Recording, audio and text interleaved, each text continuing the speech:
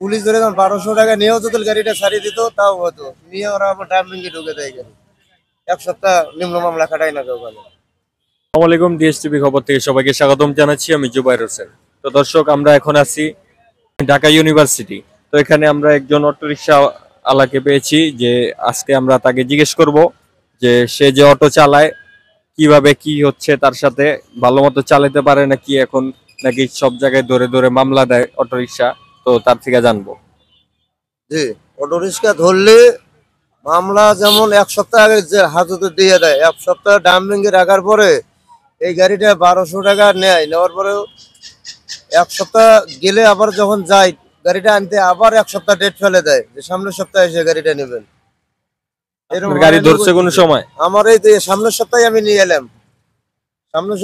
এলাম, মিরপুর থাকি, তো মিরপুর 10 নম্বরে যা মামলা ভাঙ্গাইয়া সেই গাড়ি নিলাম বসিলা ইয়ার থেকে, দারুসালাম থেকে গাড়ি ধরলো শ্যামলি, নিয়ে গেল দারুসালাম নিয়ে গেল। ওখান থেকে সেই গেলাম সেই 10 নাম্বার মিরপুর 10-এ যায়, তারপরে ওখানে ট্রাফিক অফিসে টাকা জমা দিয়ে তারপরে 2 দিন গেলাম, ঘুরি ঘুরি আসে আর পরে গাড়িটা নিয়ে এলাম। মালিকের গাড়ি, মালিকও আবার কি করলো, ওই পয়সা না জমা, যে সপ্তাহে 2 সপ্তাহ থাকলো গাড়িটা, এই 2 সপ্তাহ জমা দাও। তাহলে আমরা তো গাড়ি চালে মজা পাচ্ছি না। পুলিশ ধরে যখন 1200 টাকা নিয়েও যদি গাড়িটা ছাড়িয়ে দিত তাও হতো, নিয়ে ওরা আবার ড্রাইভিংয়ে ঢুকে দেয় গাড়ি। এক সপ্তাহ নিম্ন মামলা খাটাই না কেউ বলে। আবার যায় যখন টাকাটা দেবো তারপরও আবার 2 দিন ডেট করলো, সামনের সপ্তাহে এসে গাড়ি নিয়ে যাবে। এরকম। তো আপনি গাড়ি যে চালিতেছেন সব জায়গায় তো মামলা দেয় নাকি সব জায়গায় দেয় না? সব জায়গায় দেয় না, যেমন যখন তখন তো দিতেছে না, দাম করে ধরি ফেলা। যখন 50টা গাড়ি গেল দাম করে 2টা গাড়ি ধরিয়া সাইড করিয়া পাঠা দিল ড্রাইভিংয়ে। এরকম করতেছে মোড়ে মোড়ে। গাড়ি চলতেছে কিন্তু দাম করে ধরিয়া 2-4টা গাড়ি ধরে ডাম্পিংয়ে পাঠা দিল। সব গাড়িও তো ধরতেছে না, এরকম হয়রানি সপ্তাহে মনে কর 2-4-500 গাড়ি হতে হচ্ছে, এরকম হয়রানি। এমনি আপনার চালায় কি লাভ হয় না লস?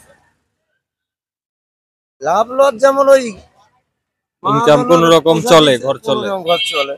500 মাহাজনের দিলে 500 নিজের থাকে, এই আর কি। শরীরটা আর কি যদি ধরে তাহলে আরো লস। লস মানে ওই দিন লস তো হয়েছে 1200 টাকাও যেতে আবার ওই যে 200 মালিকের ভুক্তভোগী না না আপনার ভুক্তভোগী? আমারে ভুক্তভোগী। মালিকের তো যে প্রশ্ন জমা উঠাইছে, গাড়ি ধরছে, ওই গাড়িটা থাকলে আমার চলতে এখন জমা দাও।